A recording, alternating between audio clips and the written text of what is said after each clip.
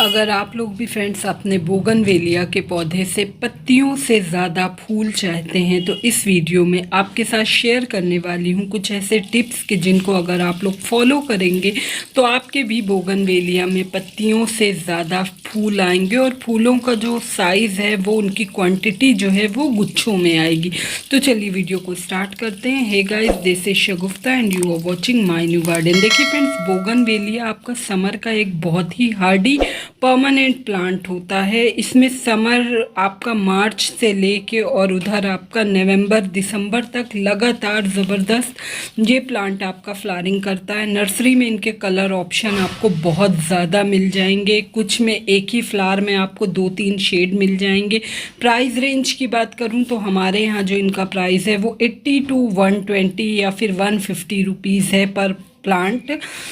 तो डिपेंड करता है कि आप किस वैरायटी का ले रहे हैं। इसमें देखिए कुछ प्लांट ऐसे होते हैं जिनमें बंचेज में फ्लावर्स आते हैं और कुछ ऐसे होते हैं कि जिनमें सिंगल पेटल फ्लावर होते हैं। तो आपको नर्सरी में देखेंगे तो आप मिल जाएगा। बोगनवेलिया को आप जब भी मिट्टी इनकी रिपोर्टिंग कर रहे हैं तो आप वेल ड्रेन सॉइल देंगे, क्योंकि इस प्लांट की मिट्टी में बिल्कुल भी पानी स्टे नहीं करना चाहिए। जितनी ज़्यादा वेल ड्रेन सॉइल होगी उतने अच्छे से ये प्लांट आपका फ्लावरिंग करेगा। टिप नंबर 1 ये है कि आपके पौधे में जब फूल ना आ रहे हों तो आप अपने पौधे की कुछ कुछ पत्तियों को प्लांट से तोड़ के हटा दीजिए। तो इससे भी आपको एक फ़ायदा ये होगा कि प्लांट आपका नई नई, ये देख रहे हैं अभी इस ब्रांच पे फ्लावर्स कलियां बन रही हैं, अभी फ्लावर्स ओपन नहीं हुए।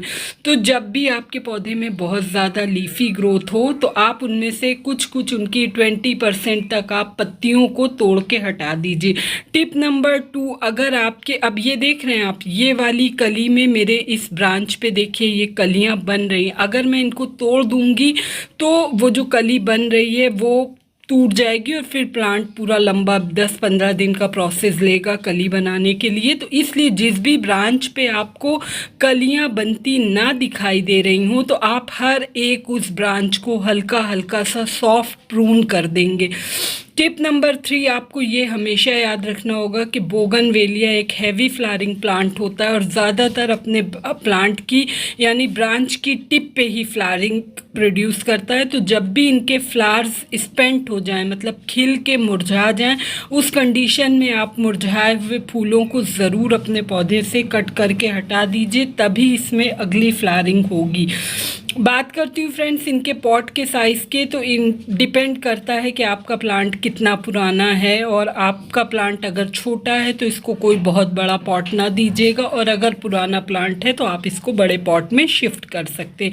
इनको बार बार रीपॉटिंग पसंद नहीं होती, तो आप एक बार लगा दीजिए, उसके बाद बिल्कुल इनकी बार बार आपको रीपॉटिंग नहीं पसंद करना होता है। इनकी सनलाइट रिक्वायरमेंट की बात करूं तो ये प्लांट ऐसा है, अगर आपको इससे ज़्यादा फूल चाहिए तो आप अपने इस पौधे को फुल डे की अच्छी सनलाइट वाली जगह पे ही प्लेस करेंगे, तो उससे आपको फ्लावर्स ज़्यादा मिलेंगे और आपकी पत्तियां कम आएंगी। अगर आप इनको फुल डे की अच्छी सनलाइट वाली जगह पे प्लेस नहीं करेंगे तो पत्तियां तो बहुत ज़्यादा आएंगी लेकिन आपके जो फूल हैं वो कम खिलेंगे। दूसरी बात करती हूँ फ्रेंड्स, कटिंग का मैं बता रही थी कि इनकी जब भी फूल स्पेंट हो तो उस ब्रांच को कट ज़रूर कर दीजिए। वाटरिंग की रिक्वायरमेंट क्या होती है, ये प्लांट में अगर आपके बिल्कुल भी फूल नहीं खिल रहे हैं तो आप ये ध्यान रखिए, अपने प्लांट की मिट्टी को थोड़ा सा ड्राई साइड पे ले जाइए, मतलब हल्का सा सुखा दीजिए।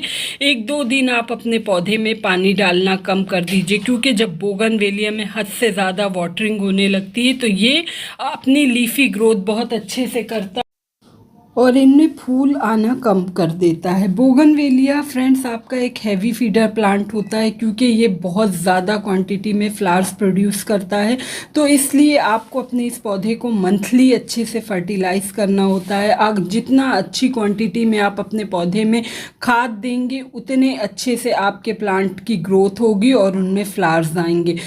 आज की इस वीडियो में मैं जो खाद आप लोगों के साथ शेयर करने वाली हूँ, अगर वो खाद आप अपने पौधे में देते हैं तो आपके पौधे में लगातार फूल खिलते रहेंगे। और दूसरी बात ये कि आपके पौधे में जो फूल आएगा वो लंबे टाइम तक स्टे करेगा आपके पौधे पे। वैसे भी बोगनवेलिया के जो फ्लावर्स होते हैं एक बार खिलते हैं तो कई कई दिन तक वैसे ही खिले रहते हैं, जल्दी मुरझाते नहीं। आपको एक चीज़ ध्यान रखना होगा, हर एक पौधे में जब एक बार फूल खिलते हैं तो उसके बाद जब फूल स्पेंट हो जाते हैं तो प्लांट को 10 से 15 दिन का गैप लेना होता है, उसके बाद ही दोबारा पौधे में कली बनती है। ऐसा नहीं कि एक बार फूल खिला और आपने खाद पानी दिया और दूसरे दिन से उसमें फिर से कलियां बनने लगेंगी।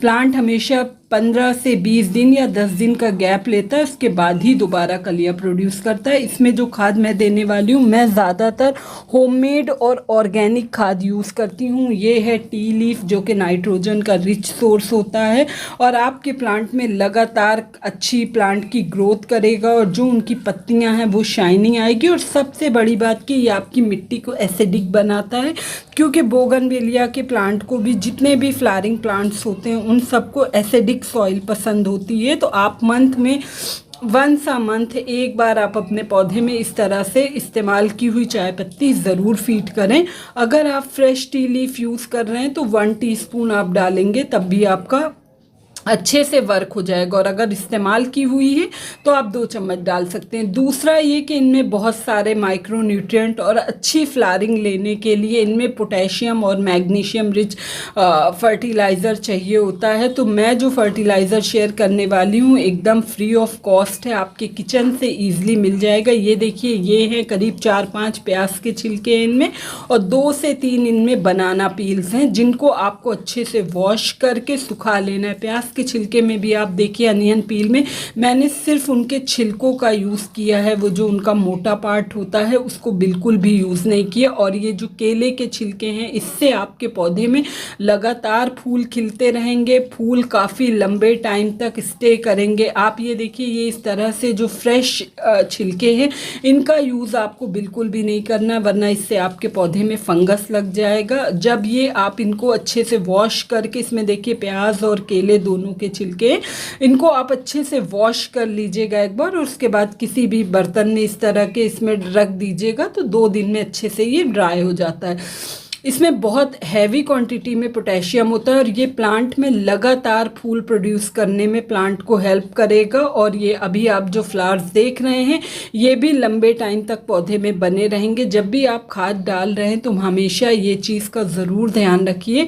चाहे ऑर्गेनिक हो या आपकी केमिकल हो, हमेशा आपको जो मेन स्टेम है उससे दूर यानी रिम के साइड में देना होता है। कभी भी आपकी जो मेन स्टेम है उसके करीब में नहीं देना होता। तो ये 2 खाद आप दे के देखिए, 3 खाद, आपके पौधे में अच्छे से प्लांट भी ग्रो करेगा और पौधे में अच्छे से उनकी पत्तियों में भी शाइन आएगी। मैंने फेब में अच्छे से प्लांट को रिपोर्ट किया था और जब रिपोर्ट किया था तो गोबर की खाद बहुत कायदे से डाला था। देखिए, मेन स्टेम से दूर आपको डालना, इस तरह से डालने के बाद इन खाद को हमेशा आपको मिट्टी से कवर कर देना होता है, क्योंकि अगर आप इनको ओपन रखेंगे तो फंगस लगेगा और इनका न्यूट्रिएंट जो है वो इतने अच्छे से मिट्टी में रिलीज़ नहीं होगा। तो ये आपका 8 से 10 दिन में अच्छे से डिकम्पोस्ट हो जाएगा, मिट्टी के नीचे रहेगा और पौधे की जड़ें जो हैं इनको ईजिली एब्जॉर्ब करेंगी और लगातार आपके पौधे में फूल खिलते रहेंगे।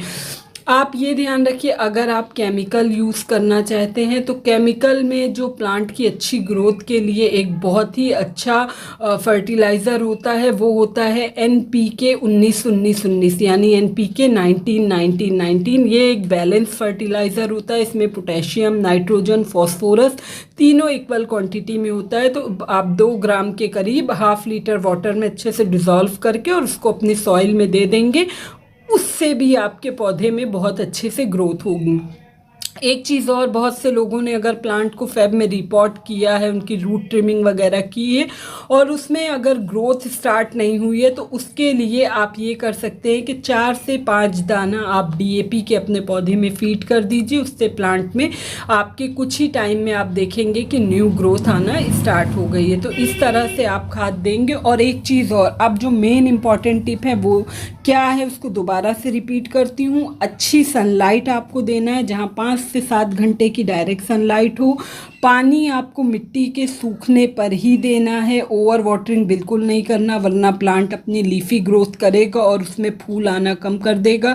बिल्कुल आपको कोई ग्रीन नेट या किसी शेड के नीचे ये प्लांट को नहीं रखना है। और ये बहुत हार्डी प्लांट होता है, इस पर जल्दी कोई इंसेक्ट वगैरह भी नहीं लगता, तो आपको इसमें अलग से कुछ भी करने की ज़रूरत नहीं है। बस एक ही छोटी सी इन्फॉर्मेशन थी कि कैसे आप बोगनवेलिया के पौधे पे पत्तियों से ज़्यादा फूल ले सकते हैं। होप आपको अच्छी लगी होगी। जब भी प्लांट में आप खाद देते हैं तो खाद देने के बाद पानी ज़रूर देते हैं। मेरे बड़े वाले पॉट की मिट्टी सूखी थी, इसलिए मैंने उसमें वाटरिंग कर दी है। इस वाले पॉट की मिट्टी गीली थी, इसलिए गीली मिट्टी में दोबारा से मैं वाटरिंग नहीं करूँगी। छोटी सी इन्फॉर्मेशन थी फ्रेंड्स, होप आपको अच्छी लगी होगी। अच्छी लगी तो प्लीज़ चैनल को सब्सक्राइब करिएगा, वीडियो को लाइक एंड शेयर करिएगा। मिलती हूँ किसी नेक्स्ट वीडियो में नेक्स्ट टॉपिक के साथ, तब तक अपना बहुत ख्याल रखिएगा। Okay friends, bye.